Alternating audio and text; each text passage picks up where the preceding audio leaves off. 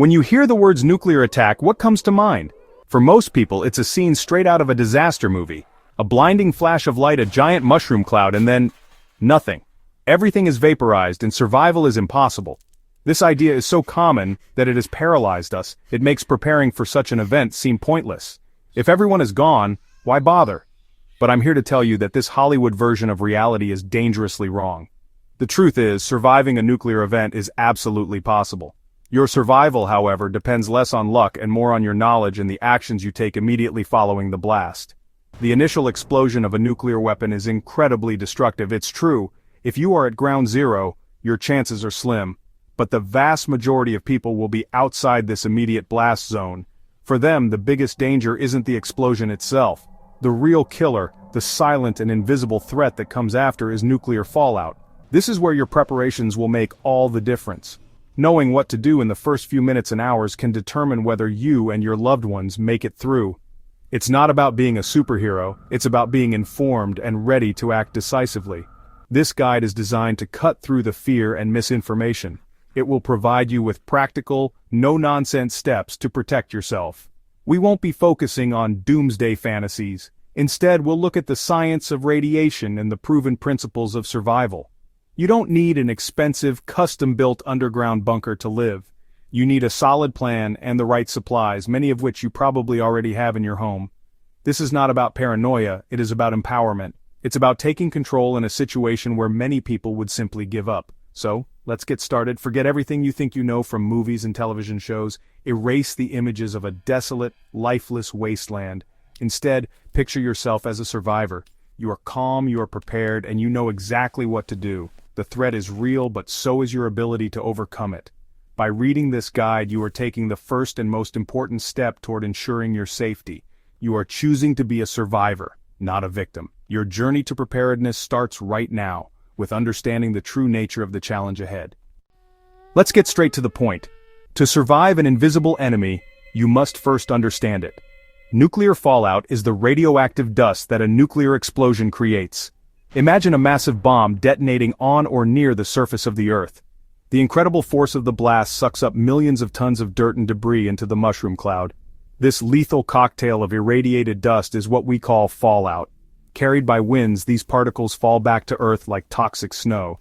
The danger comes from gamma radiation, invisible energy waves. These rays penetrate solid objects, damaging your cells, leading to acute radiation sickness. Getting into a proper shelter immediately is non-negotiable. It will settle on roofs, lawns, cars, and roads, contaminating everything. Shield your body from the gamma rays. Put as much dense material as you can between you and the fallout outside. Understanding how fallout travels is critical. It follows the wind. After a nuclear detonation, the radioactive cloud will move with the upper-level winds. The fallout pattern will likely be a long plume stretching downwind. Areas under the plume will experience the most intense fallout. Have a reliable weather radio to get wind direction. The primary threat is gamma radiation, which requires thick, dense materials like concrete to block it effectively. It's the gamma rays that make sheltering an absolute necessity. The most dangerous period is immediately after the fallout begins to arrive. Every moment unsheltered adds to your total exposure. The danger is measurable and decreases over time. It is a severe but temporary hazard. Stay shielded from that dust until its radioactive energy decays to safer levels. To survive fallout, remember time, distance, and shielding.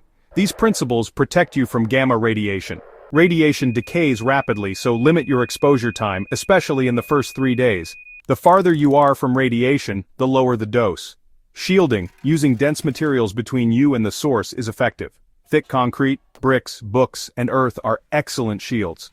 Basements offer natural shielding. Time, distance, and shielding. Your survival trinity. The moments after a nuclear detonation are chaotic. Your calm action matters most. You may have a short window before fallout arrives. Your first priority is to get to a fallout shelter immediately. Do not hesitate. Get inside, get down, and get covered. Get to your pre-selected fallout shelter, ideally a basement or windowless room.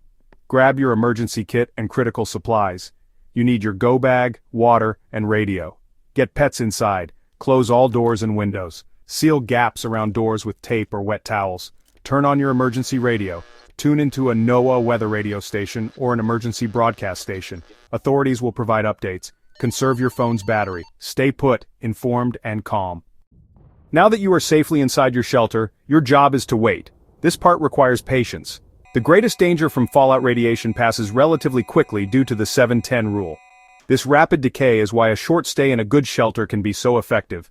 You are letting the laws of physics do the dangerous work for you. This incredible rate of decay is why the first 72 hours are so important.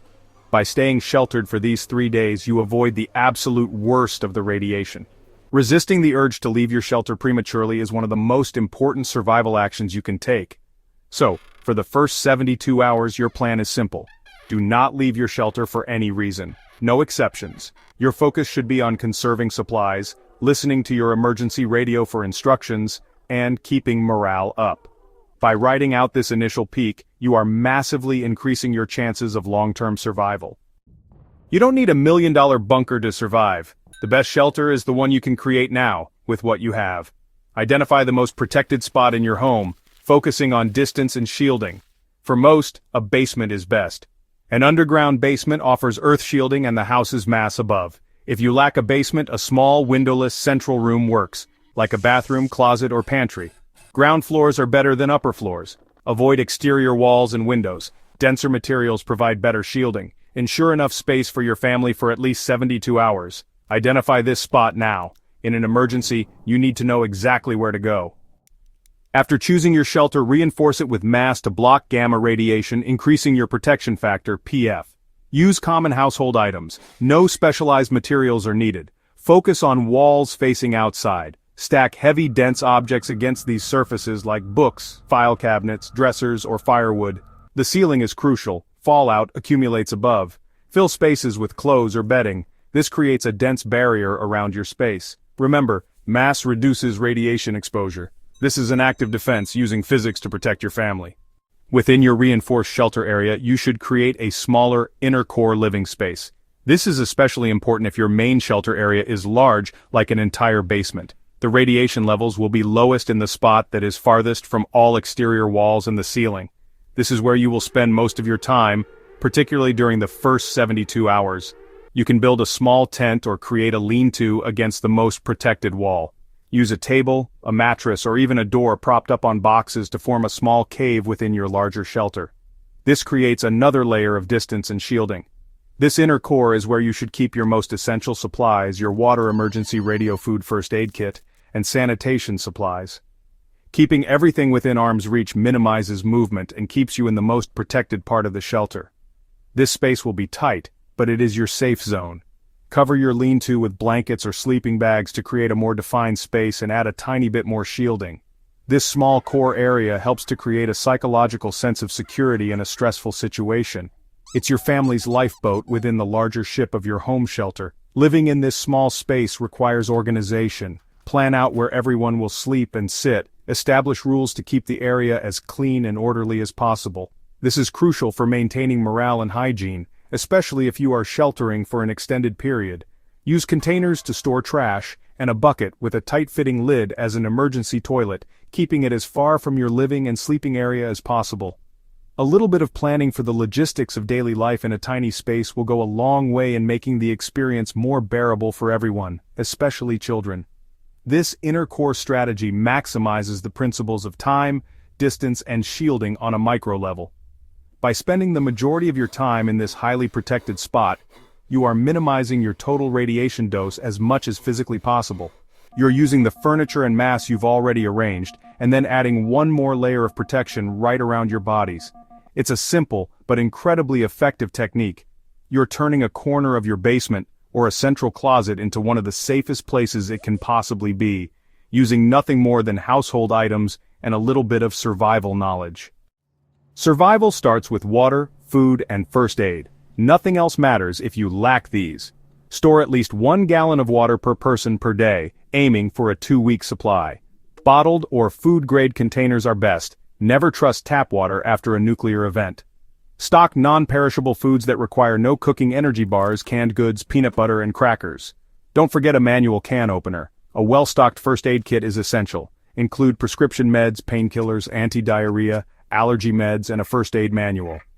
Potassium iodide tablets can help protect your thyroid, but only take them if instructed by authorities. Your supplies are your lifeline. Plan, store, and rotate them regularly. In a crisis, simplicity and preparation save lives. Focus on these basics and you'll have the foundation for survival. After water, food, and first aid, you need light, communication, and sanitation to endure shelter life. Use flashlights with extra batteries or better hand crank or solar-powered lights. Never candles. A battery-powered or hand crank radio, ideally NOAA, alert-enabled, keeps you informed when cell service fails. For sanitation, use a lined bucket with kitty litter or sawdust, and keep it away from living areas. Stock toilet paper, wet wipes, and sanitizer. Duct tape, plastic sheeting, and a multi-tool are must-haves for repairs and sealing gaps. Warm blankets or sleeping bags are vital if the power goes out. These tools solve real problems. Don't overlook them. In a nuclear event, sheltering in place, bugging in, is almost always the safest move. Roads will be jammed, cars offer no radiation protection, and you can't predict fallout direction. Your home, properly prepared, is your best shield and has all your supplies. Fallout arrives fast, within 15 to 30 minutes, so every second counts. The first 72 hours are critical. Stay inside, maximize protection, and use your resources. Bugging in is a plan based on preparation, not panic. When disaster strikes, get inside, and stay tuned. Rarely, evacuation is necessary. If you have advance warning and a clear route, or if officials order it after the initial fallout. Only leave if your shelter is compromised or authorities direct you to move due to persistent contamination. If you must evacuate, wait at least 72 hours, cover up, travel quickly, and avoid unnecessary exposure. Move only to a safer, nearby location, not across the country. Listen to official instructions via emergency radio. Don't act on rumors or panic. Evacuation is a last resort, not a default. For most, the rule remains, see the flash, get inside, stay tuned. Radiation is invisible and deadly. Knowing the levels outside is crucial. A Geiger counter or dosimeter lets you measure radiation and make informed decisions. Geiger counters show current levels. Dosimeters track your total exposure. If you lack these, a homemade Carney fallout meter offers rough guidance, but it's no substitute for real detectors. Assume outside is deadly for at least 3 days. Rely on emergency broadcasts for updates. Personal detectors let you verify safety and check for contamination on people or supplies. Knowledge is power. Equip yourself to face the unseen threat. Decontamination is a critical step in preventing radiation sickness. It's the process of removing radioactive fallout dust from your body, clothes, and gear. Getting this dust off removes the radiation source. This must be done before entering your shelter. A small effort here prevents massive harm. This is your firewall between the contaminated world and your safe haven. You need a designated entry zone. Stomp your feet and brush off dust. Remove outer layers carefully and place contaminated clothing in a sealed bag away from your living area. Next, clean your body, washing away fallout particles from skin and hair. If a shower isn't possible, use a cloth and soapy water or wet wipes. This applies to everyone and everything entering your shelter, including pets. Wipe down all supplies carefully. This discipline is essential to maintain your safe zone. How long do we have to stay in here? There are solid guidelines you must follow. The absolute minimum time you should stay in your shelter is 72 hours or 3 full days. This is non-negotiable. This covers the most intense peak of radiation from fallout. Leaving before this 3-day mark is a gamble you cannot afford to take. The safer goal is to remain in your shelter for a full 2 weeks or 14 days. This is the timeline you should be stocking your water, food, and other essential supplies for. After 2 weeks, the radiation will have decayed to about 0.1% of its original intensity. The immediate threat of acute radiation sickness will have largely passed. During your time in the shelter, your emergency radio is your best friend. They will provide specific instructions about the radiation levels in your area. You must listen to and obey these official directives. Ultimately, leaving your shelter is a calculated risk. The first trips outside should be short, strategic, and purposeful. Your time in the shelter was about survival. The next phase is about assessing the damage. Opening your shelter door is the beginning of a challenging new chapter. The immediate threat of radiation may have subsided, but dangers remain. Continue radiation safety. Wear protective clothing and masks. Minimize contact with contaminated materials. Water and food are critical. Find sealed water sources like water heaters. Packaged food with intact packaging should be safe. Use a Geiger counter to check areas. Focus on scavenging, securing water, and connecting with other survivors. Maintain mental health with routines and achievable goals. You are a survivor. The hard work of living begins. We've come far in understanding survival in a post-fallout world. Survival is possible for those who prepare. The threats we face are real. Ignoring them is a gamble. Preparing is a responsible choice.